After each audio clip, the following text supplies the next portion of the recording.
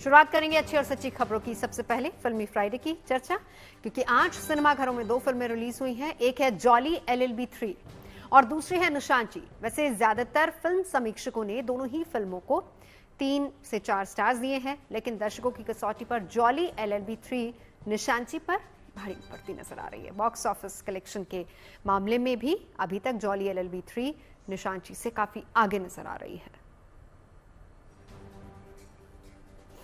तो आपको बता दें कि जॉली LLB 3 भी आज रिलीज हुई है, निशांची भी रिलीज हुई है और यह है अनुराग कश्यप की फिल्म। लेकिन धमाल दोनों ही फिल्मों ने मचाया। इंतजार जॉली LLB 3 का हो रहा था, क्योंकि प्रमोशन काफी अच्छे से हुआ था और इसीलिए लोगों को इंतजार था इस फिल्म का।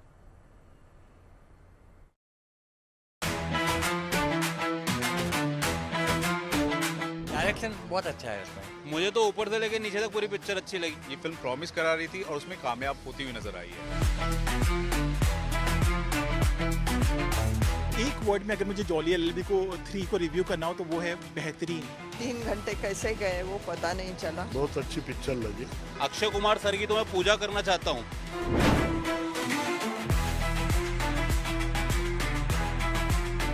फिल्मी फ्राइडे पर बॉक्स ऑफिस पर 2 फिल्में रिलीज हुई हैं। एक है comedy drama film jolly LLB 3 तो दूसरी है मार धार से भरपूर निशांची। दोनों ही फिल्मों का दर्शक बड़ी बेसब्री से इंतजार कर रहे थे। आज रिलीज के साथ ही उनका ये इंतजार खत्म हो गया है। पहले बात जॉली LLB 3 की, जो जॉली LLB सीरीज की तीसरी फिल्म है। इस फिल्म में अक्षय और अरशद साथ आए हैं, जो अपनी कॉमिक टाइमिंग से दर्शकों को गुदगुदाने में कामयाब रहे हैं। ये दोनों की केमिस्ट्री अच्छी लगी। साथ में अच्छा लगा। उसके साथ में और भी सारे किरदार है। राम कपूर है और बिजनेस टाइकून है, गजराज है और सीमा विश्वास का। हाँ, सबसे ज्यादा मुझे लगा सौरभ शुक्ला। जज जो बनता है ना, वो थोड़ा जज का इमेज खराब होता है, लेकिन रोमांटिक भी बताया, डेट पे भी जाता है। मुझे तो ऊपर से लेकर नीचे तक पूरी पिक्चर अच्छी लगी। आप फर्स्ट हाफ बोलो या सेकंड हाफ बोलो, दोनों मतलब मजेदार था। अक्षय कुमार सर की तो मैं पूजा करना चाहता हूँ। दोनों इक्वली गुड है, उनको कोई कंपेयर नहीं कर सकते हैं। मुझे बहुत अच्छा लगा दोनों का एक्टिंग। कौन सा ज्यादा इंटरेस्टिंग रही? सेकंड हाफ ज्यादा इंटरेस्टिंग रहा। फर्स्ट हाफ कॉमेडी में गया, लेकिन कॉमेडी भी अच्छी थी। ऐसा कोई कभी बोर ही नहीं हुए। इस फिल्म की अगर मैं बात करूं तो इस फिल्म ने भी मेरे एक्सपेक्टेशन को पूरी तरह से उस पर खरी उतरी है, एक हिसाब से मैं कहूँगा। क्योंकि इस फिल्म के अंदर दोनों जॉलीज हैं, ये एक फैक्टर है। दोनों के बीच में कॉन्फ्लिक्ट हो रही है, कॉम्पिटिशन है, ये एक फैक्टर है। और सबसे बड़ा फैक्टर ये है कि यहाँ पर सोशल अवेयरनेस वाली जो बात है, इसको कैसे सार्कास्टिक तरीके से विटी डायलॉग्स के साथ और इंटरेस्टिंग वे में हंसते खेलते हुए भी, साथ ही साथ आपको अफसोस कराते हुए भी ये फिल्म आपको दिखा देती है, आपको एंटरटेन करा देती है। सुभाष कपूर के निर्देशन में बनी इस कोर्ट रूम ड्रामा फिल्म की कहानी किसानों की जमीन हड़पने और उनका व्यवसायीकरण करने के गंभीर मुद्दे को उठाती है और इसे तीखे व्यंग के साथ पेश किया गया है, जो दर्शकों को काफी पसंद आ रहा है। यही वजह है कि जॉली LLB 3 को क्रिटिक्स और दर्शकों दोनों से पॉजिटिव रिस्पांस मिल रहा है।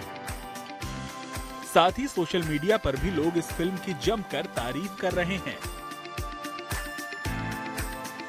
फिल्म समीक्षक तरण आदर्श ने सोशल मीडिया एक्स पर जॉली LLB 3 की समीक्षा करते हुए लंबी पोस्ट लिखी है, जिसमें उन्होंने फिल्म की कहानी और कलाकारों के अभिनय की तारीफ करते हुए इसे पावरफुल बताया है और फिल्म को 4 स्टार दिए हैं। सारे रिव्यूज आप पढ़ेंगे तो सौरभ शुक्ला की सबने बहुत तारीफ की है। उनका जो जज का कैरेक्टर है और वो एक मोरल ग्राउंड जो है वो लाते हैं इस फिल्म में, क्योंकि चाहे ये लॉयर्स फाइट तो कर रहे हैं, बट कहीं ना कहीं एक करप्ट एलिमेंट उनके कैरेक्टर में हमें पहले भी देखने को मिला है। सो वो मोरल ग्राउंड जो है वो सौरभ शुक्ला लाते हैं और वो उनको जो है खींच लाते हैं सच्चाई के तरफ और राइटफुल जो फाइट होती है उसके तरफ। साथ ही साथ सीमा विश्वास इसमें एक विडो का कैरेक्टर प्ले कर रही है, जानकी, जो इस रेसिडेंशियल प्रॉपर्टी के ओनर के साथ फाइट करती हैं अपने पति के लैंड को बचाने के लिए। एक फार्मर की पत्नी प्ले कर रही हैं और उनके बारे में तो हम क्या ही कहें, जब भी वो स्क्रीन पे आती हैं एक पावरफुल परफॉर्मेंस देकर जाती हैं। और फार्मर राइट्स पे हमने बहुत सारी फिल्में देख चुकी हैं, बहुत सारे न्यूज कवरेज हम देख चुके हैं, बट जब आप इस तरह से एक लाइट तरीके से एक कहानी, एक पावरफुल बात बोल जाते हैं तो उसका इम्पैक्ट कहीं ना कहीं बहुत ही ज्यादा स्ट्रांग होता है। जॉली एलएलबी 3 के अलावा निर्देशक अनुराग कश्यप की मोस्ट अवेटेड फिल्म निशांची रिलीज हो गई है। फिल्म निशांची एकदम देसी गैंगस्टर ड्रामा है, जिसमें ऐश्वर्या ठाकरे, वेदिका पिंटो, मोनिका पंवार, कुमुद मिश्रा, विनीत कुमार और जिशान आयुब ने कमाल का काम किया है। फिल्म के कनपुरिया डायलॉग बाजी हो या फिर इमोशनल सीन्स, दर्शकों की मिली जुली राय देखने को मिल रही है। निशांची ने भी वही प्रदर्शन करा है स्क्रीन पे, मुझे तो बहुत अच्छी लगी। और बात रही गैंग्स ऑफ वासेपुर की, कॉपी भी बोली जा रही, कई लोग बोल रहे हैं गैंग्स ऑफ वासेपुर पे भी है, लेकिन ये स्टोरी पूरी अलग है। निशांची देख के निकले बहुत बढ़िया पिक्चर है, जैसे कि इसमें कानपुर के बारे में दिखाया गया है।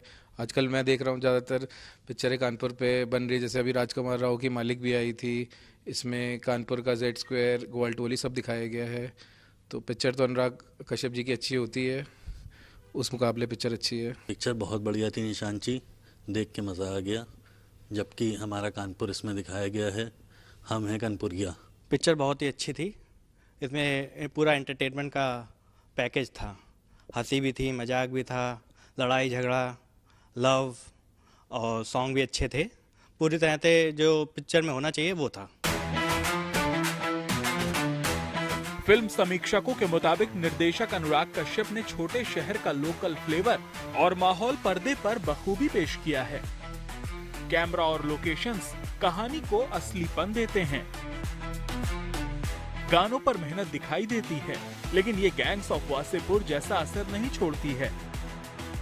हालांकि इस फिल्म के जरिए डेब्यू करने वाले बाल ठाकरे के पोते ऐश्वर्या ठाकरे के अभिनय की तारीफ हो रही है।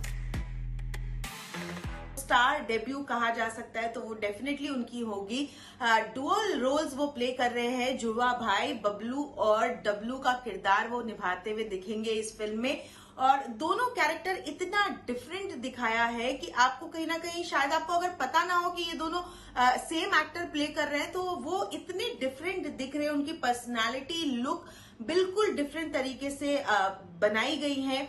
वेदिका पिंटू जो लव इंटरेस्ट प्ले कर रही हैं ऐश्वर्या की, बहुत ही खूब, और एक जो चमक होती है ना एक एक्टर की कि वो स्क्रीन पे आते आप क्या टेंशन गेन कर ले, बिल्कुल ऐसी एक्ट्रेस है। ओवरऑल फिल्म की अगर बात करें तो बहुत ही एंटरटेनिंग है, और जो कानपुरी डायलेक्ट और डायलॉग्स और जो बहुत ही स्मार्ट राइटिंग्स है, कहीं ना कहीं डायलॉग्स तो बहुत ही फनी है। आप कुछ डायलॉग्स में इतने जोर जोर से हंसने लगेंगे क्योंकि टिपिकल यूपी की जो भाषा होती है वो बिल्कुल अनुराग कश्यप ने भर भर कर इसमें डाला है। अगर हम बात करें तो निशांची पार्ट 2 भी आने वाला है।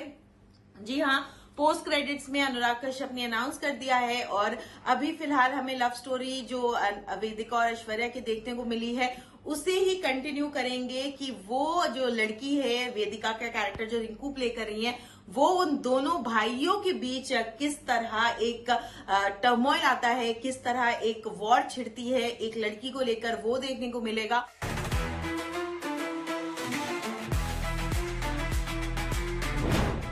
दोनों फिल्मों के पहले दिन के बॉक्स ऑफिस कलेक्शन की बात करें तो जॉली एलएलबी 3 निशांची से काफी आगे चल रही है। मुंबई से सना फरजीन के साथ bureau report, good news today.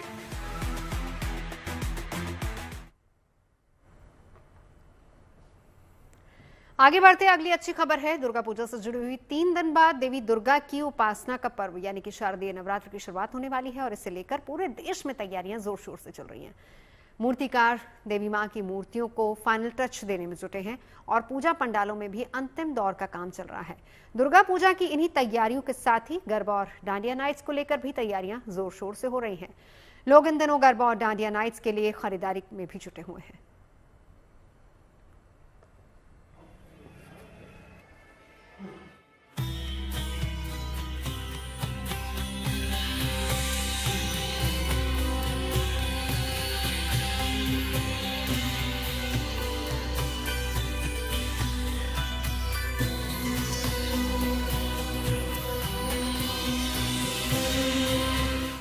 बस 3 दिन का और इंतजार। भक्तों पर कृपा बरसाने आ रही हैं देवी दुर्गा, जिनके स्वागत के लिए इन दिनों शहर शहर जोर शोर से तैयारियां चल रही हैं। चाहे कोलकाता हो या अगरतला, अयोध्या हो या झांसी, देवी माँ के स्वागत से जुड़ी तैयारियां हर तरफ नजर आ रही हैं।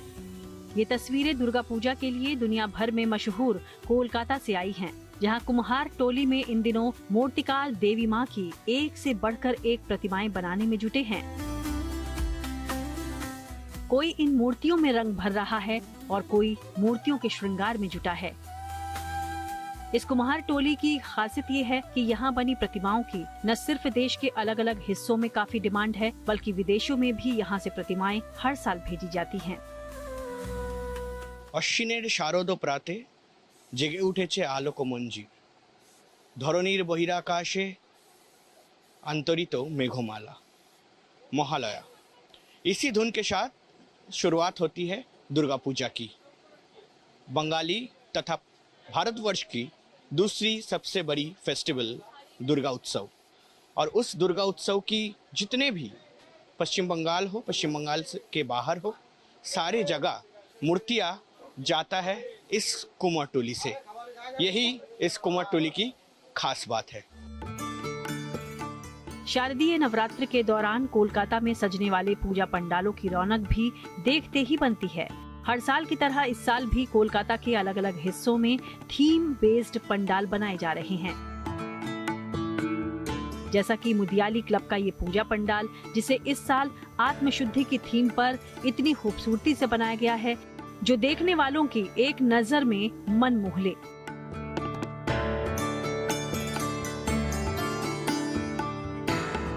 पंडाल के हर एक हिस्से में देवी माँ के अलग अलग स्वरूपों को बेहद खूबसूरती के साथ उकेरा गया है। प्रिपरेशन 3 महीने से होते हैं, लेकिन उससे बहुत पहले मतलब पूजा लास्ट ईयर का पूजा खत्म होने के बाद ही हम लोग मतलब इस सोच में लगे रहते हैं कि नेक्स्ट ईयर पूजा में क्या होगा क्या नहीं होगा। एक्चुअली मुदियाली क्लब में जो पंडाल होता है उसी में ही कुछ डिफरेंसेस या फिर कुछ नयापन लाते हैं हम लोग, और माँ जो रहते हैं वो माँ ही रहते हैं, मतलब उसका कोई चेंज या फिर उसमें कोई आर्ट ये सब नहीं होता। तो इस बार हम लोगों का है आत्मशुद्धि बोलते हैं बंगाली में, जिसमें सेल्फ क्या बोलूं शुद्धिकरण। इस वक्त पश्चिम बंगाल में थीम पूजा की चलावट बहुत ज़्यादा है, लेकिन उसी बीच भी शहर कोलकाता की मुदियाली क्लब पूजा करते हैं शाबेक रूप की, और यही शाबेक रूप की जो माता रानी की मूर्ति है उसके साथ साथ थीम की भी बनावट किया गया है, जहां एक स्पेशल वार्ता जो है वो दिया जाता है लोगों को, और उसके साथ साथ लाखों लोगों की समागम, उसी के बीच माता रानी की आराधना। यही शहर कोलकाता की मुदियाली क्लब की खासियत है। मुदियाली क्लब के अलावा कई और ऐसे पूजा पंडाल भी हैं जो अपनी अनोखी थीम के चलते ही अभी से चर्चा में हैं। काशी बोस लेन क्लब ने इस साल बंगाल की प्रसिद्ध लेखिका लीला मजूमदार की आत्मकथा की थीम पर अपने पंडाल को बनाया, जिसमें उनके उपन्यासों को बेहद खूबसूरती से पेश करने की कोशिश की गई है। इस बार हम लोगों का थीम जो है उसका नाम है पागडोंडी। जो लेखिका है लीला मजूमदार, जो बंगाल का सबसे बड़ा लेखिका आप बोल सकते हैं फीमेल में, तो उनका जो ऑटोबायोग्राफी है उसके ऊपर हम लोग का इस बार काम किया है। उनका जो लिखने का स्टाइल है वो बहुत सिंपल है। आज का जो दुनिया पे ये सिंपलिसिटी बहुत कम हो गया है, और हम लोगों का जो जीवन है, हम लोगों का जो समाज है, इसके ऊपर जो simple things, simple life leading, इसके ऊपर ही हम लोगों का इस बार का थीम है। पूजा शुरू होता है महालया का दिन से। हम लोग माँ का 10 रूप का पूजा करते हैं। माँ को हम बेटी मान के पूजा करते हैं इधर, और हम लोग का 11 डेज तक पूजा चलता है यहाँ पर, और 36 पंडित जी मिल के हम लोगों का पूजा करता है। इस साल लोगों को कोलकाता के गंगा घाटों की थीम पर बना पंडाल भी देखने को मिलने वाला है।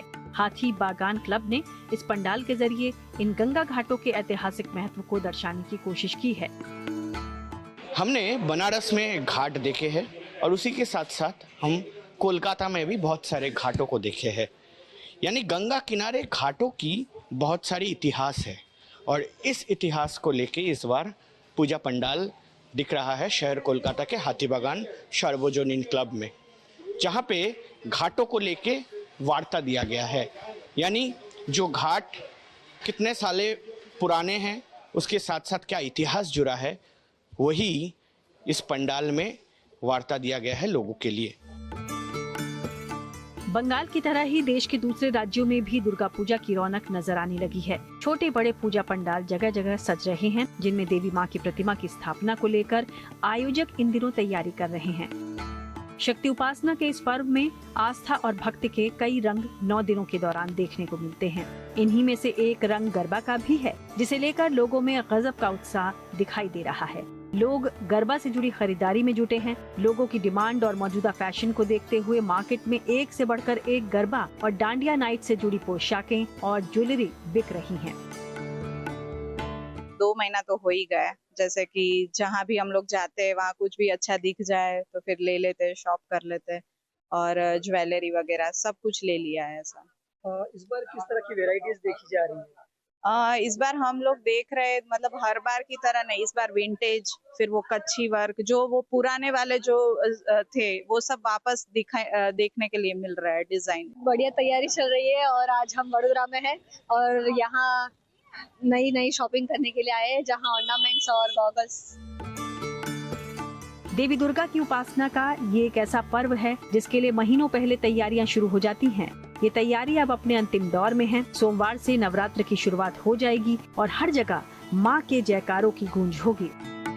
कोलकाता से अनिर्बान सिन्हा रॉय और वडोदरा से दिग्विजय पाठक के साथ bureau report, good news today.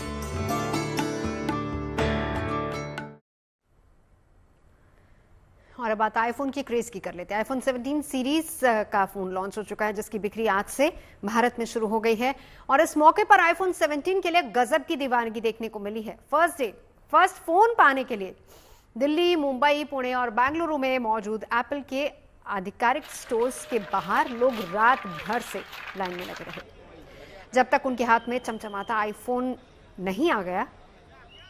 Comics orange colour में मिलने वाले आईफोन 17 के वेरिएंट प्रो और प्रो मैक्स का क्रेज सबसे ज्यादा नजर आया।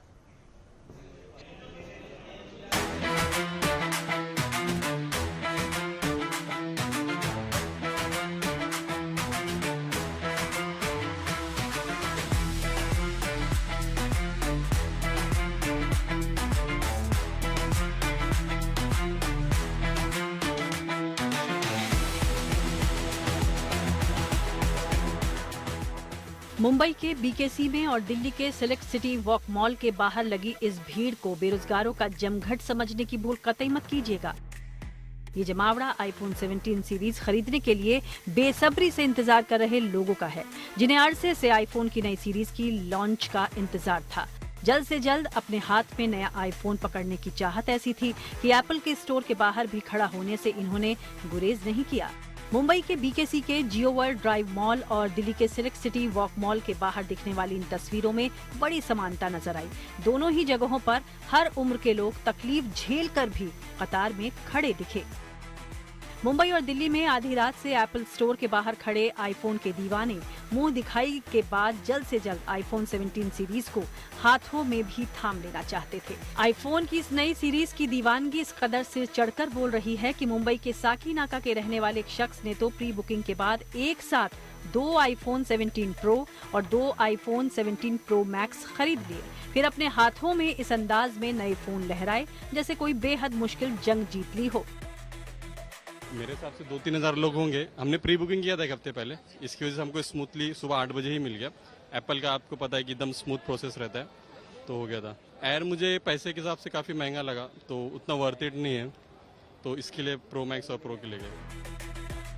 9 सितंबर को एप्पल कंपनी ने सालाना इवेंट ऑफ ड्रॉपिंग में आईफोन 17 सीरीज लॉन्च की थी। इसमें iPhone 17, iPhone air, iPhone 17 pro और आईफोन 17 प्रो मैक्स शामिल रहे। इस बार प्लस वेरिएंट की जगह एयर नाम के वेरिएंट ने ले ली है। आईफोन 17 सीरीज की शुरुआती कीमत 82,900 रुपये है। वहीं आईफोन एयर कंपनी का अब तक का सबसे पतला फोन है, जिसकी शुरुआती कीमत 1,20,000 रुपये है।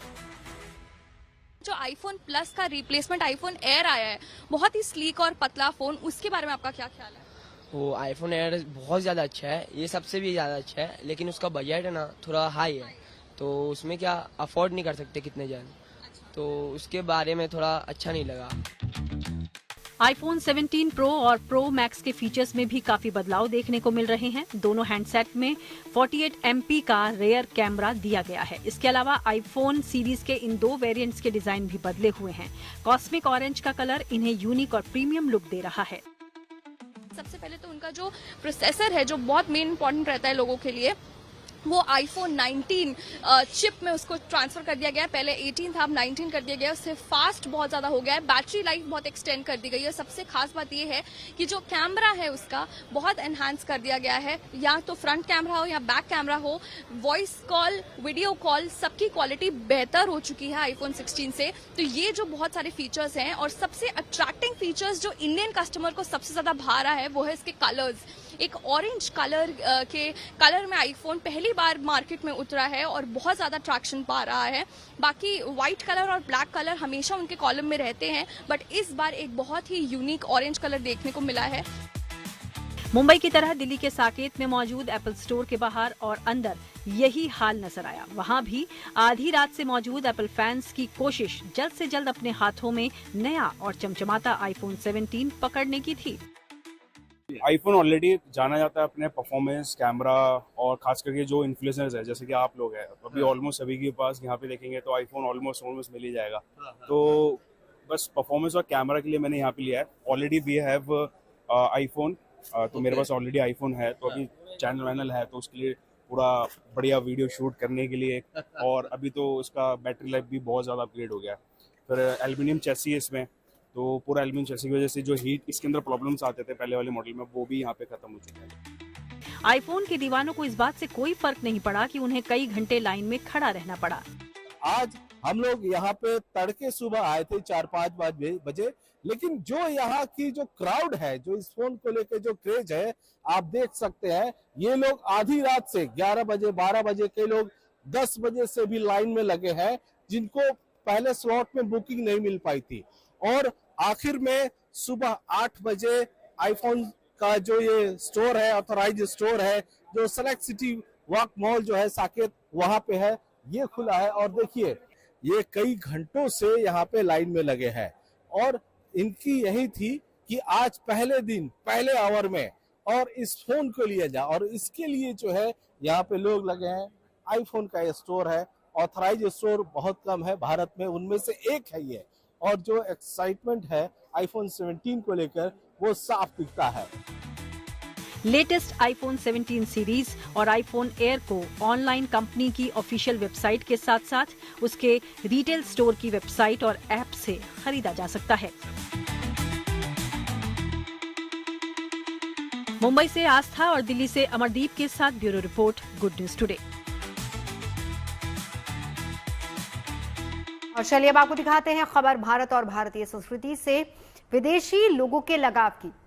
राजस्थान वैसे तो भारत में पहले से ही विदेशी सैलानियों की पसंदीदा सैर का रहा है, लेकिन अब ये शादी ब्याह के लिए भी उनकी फेवरेट डेस्टिनेशन है। और यही वजह है कि यूक्रेन के एक जोड़े ने अपना ब्याह रचाने के लिए राजस्थान आने का इरादा किया और यहां आकर उन्होंने भारतीय रीति रिवाज से शादी रचाई। देखिए रिपोर्ट।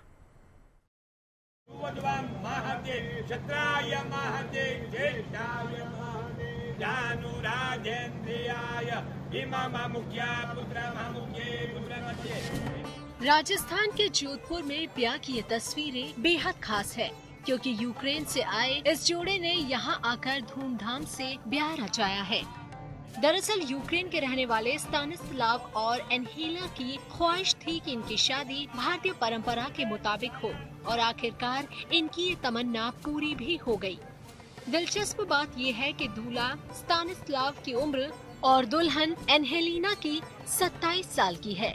ये दोनों पिछले कई सालों से साथ रह रहे हैं और अब जोधपुर में हिंदू वैदिक विधि विधान से ब्याह रचाकर ये जन्म जन्म के लिए एक दूसरे के हमसफर बन गए हैं। ये लड़की है, कन्या है, हिंदू धर्म को काफी पहले से फॉलो कर रही है। इसको हिंदू पहनावा, हिंदुस्तानी कल्चर, हिंदू शादियाँ, सनाती शादी काफी पसंद है इसको, तो इसने फिर इससे चुना शादी करने के लिए। और हमने इसको 3 जगह सजेस्ट की थी, उदयपुर, जैसलमेर और जोधपुर। तो इसने जोधपुर को चुना क्योंकि इसको मारवाड़ी कल्चर, यहाँ का पहनावा, यहाँ का कल्चर काफी पसंद है। यूक्रेन के इस जोड़े को भारतीय सभ्यता और संस्कृति से काफी लगाव है। इन्होंने पहले भारत में शादी ब्याह के वीडियो भी देखे थे, लिहाजा इन्होंने ब्याह की हर रस्म यहाँ के रीति रिवाजों के हिसाब से पूरी की। हल्दी की रस्म से लेकर फेरों तक शादी से जुड़ी हर परिपाटी इन्होंने निभाई और हमेशा हमेशा के लिए एक दूजे के हो गए। जैसे वो बॉलीवुड सॉन्ग भी उन्होंने काफ़ी उसमें डांस किया जब बारात आ रही थी, और हिंदी मूवीज भी उन्होंने काफ़ी देखी हुई है, तो उससे काफ़ी ज़्यादा प्रभावित हो रखी हैं वो, तो इसलिए उन्होंने सोचा कि हिंदू धर्म से शादी करनी चाहिए। जोधपुर विदेशी सैलानियों की काफी पसंदीदा जगह है, साथ ही ये शहर डेस्टिनेशन वेडिंग के लिए भी मशहूर हो चुका है, लिहाजा इस जोड़े ने भी जोधपुर में ही ब्याह रचाने का मन बनाया और भारत में शादी का अपना सपना यहीं आकर पूरा किया। Ashok Sharma, Jodhpur, good news today. खबरें सच्ची होनी चाहिए, अच्छी खुद ब खुद लगती हैं। Navjot Randhawa signing off. आप सुन रहे गुड न्यूज, देखते रहे गुड न्यूज।